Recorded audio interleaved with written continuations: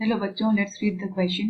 It says define the terms threshold frequency and stopping potential. How were these terms incorporated in Einstein photoelectric equation? Question में कहा गया है कि हमें threshold frequency और stopping potential को डिफाइन करना है और इसे आइंस्टीन फोटोइलेक्ट्रिक इक्वेशन में कैसे रखा गया है ये हमें बताना है। तो यहाँ की कॉन्सेप्ट क्या होगा? Photoelectric effect. फोटोइलेक्ट्रिक इफेक्ट, इस फोटोइलेक्ट्रिक इफेक्ट में कुछ टर्म्स इंट्रोड्यूस होंगे जैसे कि क्वेश्चन में दिया गया है। पहला थ्रेशोल्ड फ्रीक्वेंसी और दूसरा स्टॉपिंग पोटेंशियल। ओके, सो सबसे पहले फोटोइलेक्ट्रिक इफेक्ट है क्या उसे समझते हैं। उसमें ये टर्म्स आएंगे तब हम उन्हें डिफाइन करेंगे। फोटोइलेक्ट्रिक इफेक्ट जो है एक एक्सपेरिमेंट था, परफॉर्म किया गया था। ये एक इवैक्यूएटेड ट्यूब है। इवैक्यूएटेड मीन्स इसमें वैक्यूम है अंदर, ठीक है, और दोनों तरफ इलेक्ट्रोड्स कनेक्टेड है, ठीक है। ये फर्दर एक बैटरी से कनेक्टेड है और इस तरीके से ये सिंपल सा एक्सपेरिमेंटल सेटअप है फोटोइलेक्ट्रिक इफेक्ट का, फोटोइलेक्ट्रिक एक्सपेरिमेंट का। यहाँ पे इस केस में क्या है, ये जो इलेक्ट्रोड है ये है कैथोड और जो उसके ऑपोजिट डायरेक्शन में लगा हुआ है, फेस टू फेस जो अप्लाई किया गया है, ये है एनोड।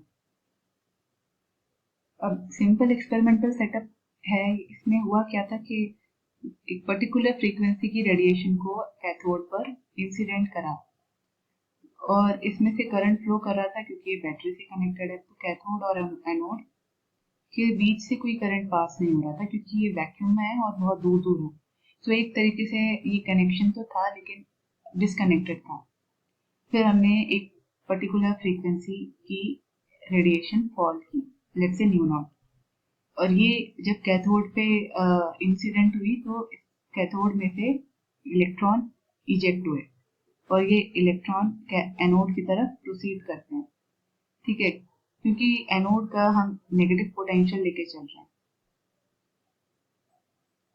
एनोड किस पे? नेगेटिव पोटेंशियल पे रखा गया है, जिससे अब इलेक्ट्रॉन भी नेगेटिवली चार्ज है और एनोड का पोटेंशियल भी नेगेटिव है, तो जाहिर सी बात है नेगेटिव नेगेटिव को रिपेल करता है।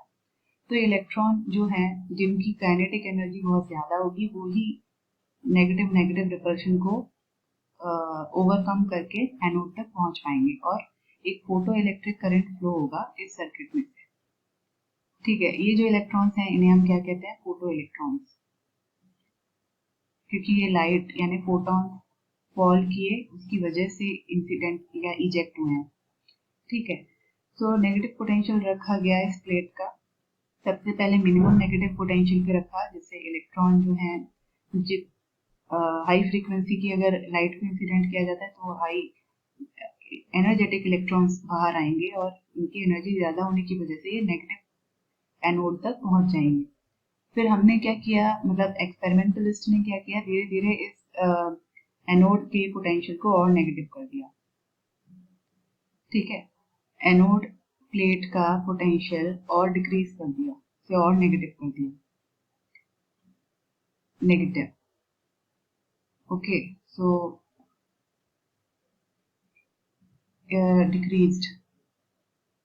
डिक्रीज यानी ये और नेगेटिव हो गया।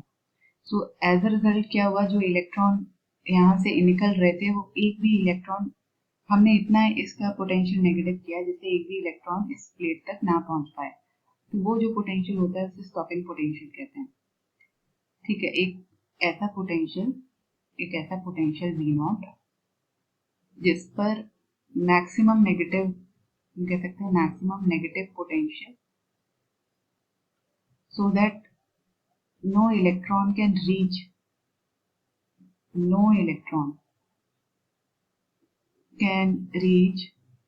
एनोड। ये जो पोटेंशियल होता है इसे क्या कहते हैं? Stopping potential. Okay, stopping potential कहते हैं। ये हमारा सेकंड कॉन्सेप्ट हमने पहले इंट्रोड्यूस कर दिया। अब थ्रेशोल्ड फ्रीक्वेंसी पर आते हैं। अब एक्सपेरिमेंटलिस्ट ने ऑब्जर्व किया कि हम किसी भी फ्रीक्वेंसी की लाइट से फोटो इलेक्ट्रॉन्स इजेक्ट नहीं करवा सकते, क्योंकि मिनिमम फ्रीक्वेंसी एक एक पर्टिकुलर अमाउंट की फ्रीक्वेंसी से ज़्यादा अमाउंट की फ्रीक्वेंसी चाहिए होती है। तो जो वो मिनिमम फ्रीक्वेंसी होती है उसे थ्रेशोल्ड फ्रीक्वेंसी कहा जाता है। थ्रेशोल्ड फ्रीक्वेंसी, लेट्स से इसको डायग्रामेटिक वे में समझते हैं कि एक पोटेंशियल है, लेट्स से जो मटेरियल हम यूज कर रहे हैं, ठीक है, और ये पोटेंशियल बैरियर है, ठीक है। तो यहाँ पोटेंशियल बैरियर में यहाँ पे इलेक्ट्रॉन, अब फ्रीक्वेंसी इंसिडेंट करवाई गई, ये मेटल, जो भी मेटल सरफेस हम यूज कर रहे हैं उस पर्टिकुलर मेटल का पोटेंशियल इस तरीके का है, ठीक है। तो जो भी पर्टिकुलर फ्रीक्वेंसी हम इंसिडेंट कर रहे हैं, लेट्स से वी नॉट, तो ये वी नॉट में भी इतनी ना हो कि ये इलेक्ट्रॉन इस वेल को, पोटेंशियल वेल को क्रॉस करके बाहर ना आ पाए। तो वो मिनिमम फ्रीक्वेंसी जिससे ये क्रॉस कर सकें इस पोटेंशियल को, इससे बाहर आ सकें, वो फ्रीक्वेंसी थ्रेशोल्ड फ्रीक्वेंसी होती है, ठीक है। तो ये वाली इतना अमाउंट जो लगता है इसे हम कहते हैं वर्क फंक्शन, जो कि होती है एच न्यू नॉट। ये पोटेंशियल वेल जो है, इसको बाहर, यहाँ से इलेक्ट्रॉन को बाहर निकालने के लिए जो एनर्जी चाहिए उसे हम वर्क फंक्शन कहते हैं, और वो जो मिनिमम फ्रीक्वेंसी होती है इसे थ्रेशोल्ड फ्रीक्वेंसी कहते हैं। और इसके बाहर अगर इलेक्ट्रॉन स्पीड पकड़ लेता है और बाहर चला जाता है तेजी से, तो ये काइनेटिक एनर्जी पोजेस करेगा, ठीक है। तो इससे हम क्या लिंक ड्रॉ कर सकते हैं कि हमने let's say H nu not amount की, let's say H nu amount का एनर्जी सप्लाई किया, तो जो इलेक्ट्रॉन उस वेल में थे, कुएं में थे, उसमें से क्या हुआ, कुछ एनर्जी तो वर्क फंक्शन कुएं से बाहर निकलने के लिए लग गई। लेट्स से ये वेल है, इस वेल से बाहर तक सरफेस तक आने के लिए जो एनर्जी लग गई है एच न्यू नॉट है, हम W से रिप्रेजेंट कर रहे हैं, और बाकी की बची हुई एनर्जी से इलेक्ट्रॉन जो है वो उन्होंने स्पीड पकड़ ली और एनोड की तरफ को जाने लगे। तो ये जो टोटल एनर्जी है ये सप्लाइड एनर्जी के इक्वल होगी, energy supplied,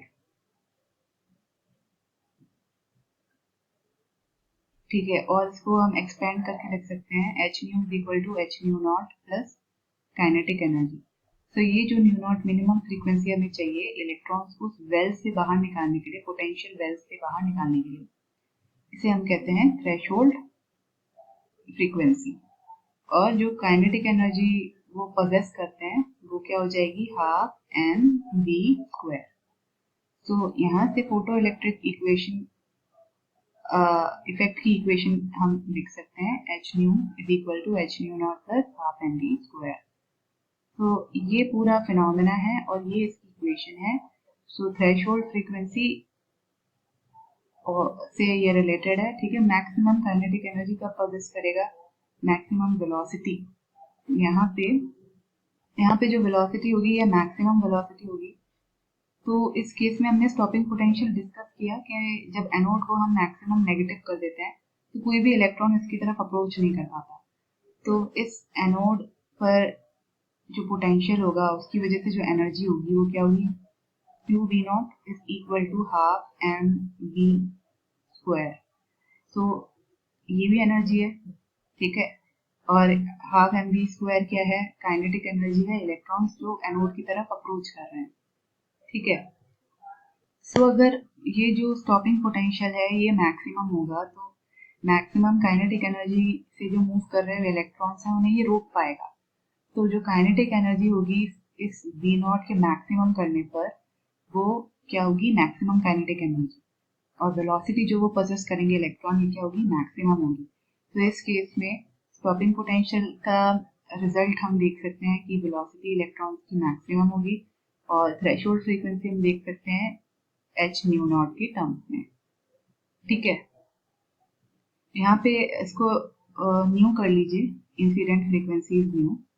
so this is the concept, ठीक है। और थ्रेशोल्ड फ्रीक्वेंसी, स्टॉपिंग पोटेंशियल किस तरीके से ये रिलेटेड है आइंस्टीन फोटोइलेक्ट्रिक इक्वेशन से, ये हम डिस्कस हो गया और ये इसकी इक्वेशन है। I hope you understood it well. Best of luck.